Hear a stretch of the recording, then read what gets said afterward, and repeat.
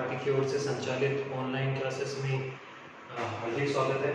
तो केमिस्ट्री की अपन जो चैप्टर फर्स्ट को आज कंटिन्यू कर रहे हैं, तो उसमें कल अपन लास्ट वाले लेक्चर के अंदर जो अपन ने क्रिस्टलीय तथा अक्रिस्टलीय ठोस में अंतर पढ़े थे, उस अंतर के आधार पर अब जो है इस पूरे चैप्टर में अपन को अक्रिस्टलीय ठोस की स्टडी और उसका अध्ययन वहीं तक खत्म हो गया था कि कांच किस तरह से अतिशीतित द्रव है, वो एक उसमें सूटेबल एक क्वेश्चन होता है जो बहुत इंपॉर्टेंट होता है। कांच को अतिशीतित द्रव क्यों कहते हैं, क्वार्टर्स किस में आता है, तथा क्रिस्टलीय और अक्रिस्टलीय ठोसों में अंतर। अब जो मेन टॉपिक है वो है क्रिस्टलीय ठोसों के प्रकार।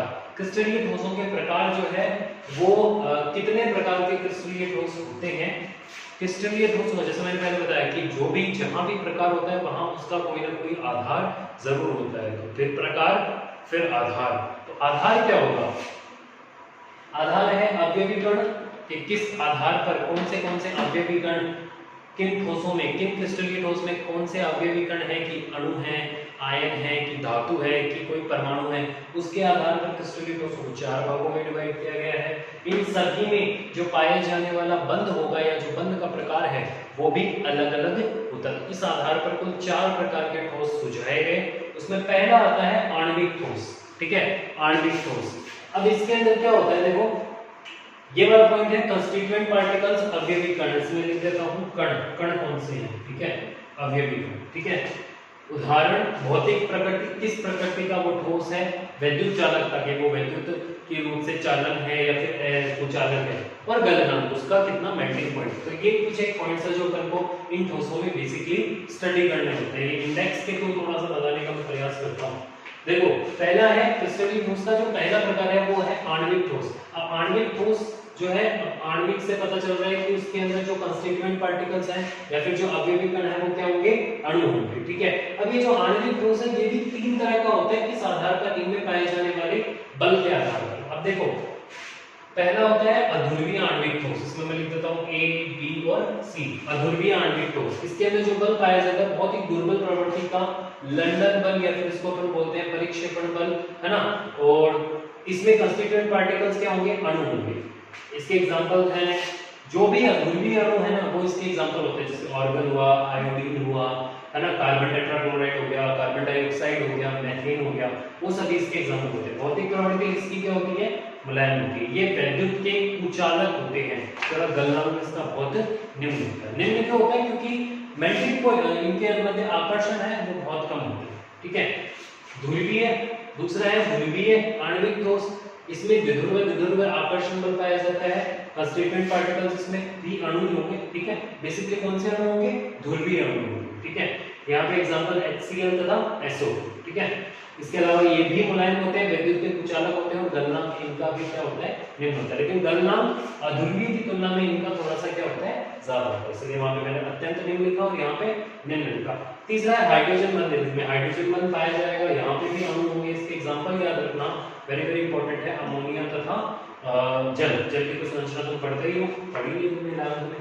कठोर होते हैं ये दोनों तो मुलायम थे, और ये तुलनात्मक रूप से थोड़े से कठोर है, बहुत ज्यादा कठोर नहीं होते बट थोड़े कठोर होते हैं, स्ट्रॉन्ग होते हैं। ये भी कुछ अलग होते हैं, गलनांक इन दोनों से ज्यादा लेकिन फिर भी कम होता है। ठीक है, तो ये हो गए आणविक ठोस। 3 प्रकार होते हैं, हाइड्रोजन बंधित, अध्रुवीय और ध्रुवीय। के एग्जांपल्स क्या क्या है थोड़े से ध्यान रखना, और इनमें कंस्टिट्यूएंट पार्टिकल्स कौन से होते हैं ध्यान रखो, और बंध का प्रकार ध्यान रखना। ठीक है, आयनिक ठोस दूसरा क्रिस्टलीय ठोस का प्रकार है आयनिक ठोस।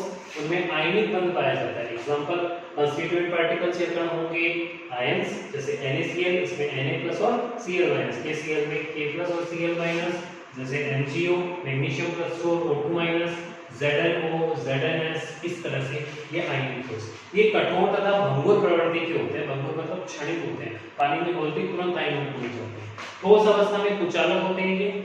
गलित अवस्था में अगर इन्हें पानी में घोल दिया जाए तो जानते हो ना, NaCl को पानी में घोलने पर Na+Cl, Cl- में टूट जाएगा, तो फ्री आयंस हो जाएंगे, जिसके कारण वो चालकता दिखाते हैं। इनके गलनांक उच्च होते हैं, क्योंकि जो आकर्षण बल है इसको अपन एक और नाम देते हैं स्थिर वैद्युत आकर्षण बल, या इसे एक और नाम दिया जाता है, फिजिक्स में भी पढ़ोगे, इसे कूलामी बल भी कहा जाता है। ठीक है, तीसरा है धात्विक ठोस। इनमें धात्विक बल पाया जाता है। ये धातु होते हैं, इनमें जो अवयवी कण होते हैं धातु होते हैं, और इनमें एग्जाम्पल हो गया Fe का क्रिस्टल हो गया, रुबिडियम का हो गया, कॉपर का हो गया, चांदी का हो गया। तो ये कठोर तथा आघातवर्धक तत्व में होते हैं।